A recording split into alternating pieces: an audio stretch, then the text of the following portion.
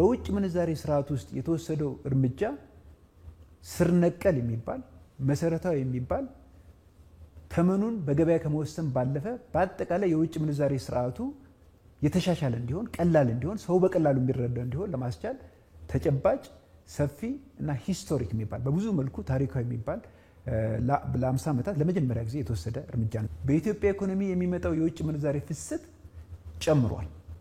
አንዳንድ ሀዞችን ለመጥቀስ ለምሳሌ የባለፉትን 11 ወራት አፈጻጸም በምናይበት ጊዜ የኤክስፖርትን አፈጻጸም ብንወስድ በ119% የሸቀጦች ንግድ ገቢ አድጓል።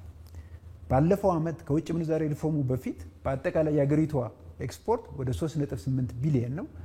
አሁን ግን ይሄን ዓመት በምናጠናቅቅበት ጊዜ የኢትዮጵያ ኤክስፖርት 8 ቢሊዮን ይደርሳል ተብሎ ይጠበቃል። በበጀት ዓመቱ 8 ቢሊዮን ይደርሳል ተብሏል። ስለዚህ ሊትራሊ የኢትዮጵያ ኤክስፖርት ዳብል ማድረግ ችሏል። የአገልግሎት ንግድ ገቢን ብንወስድ በ23% አድጓል። የውጭ ሐዋላ ገቢ ወይም ደግሞ ሬሚታንስ የሚለውን ብንወስድ በ22% አድጓል።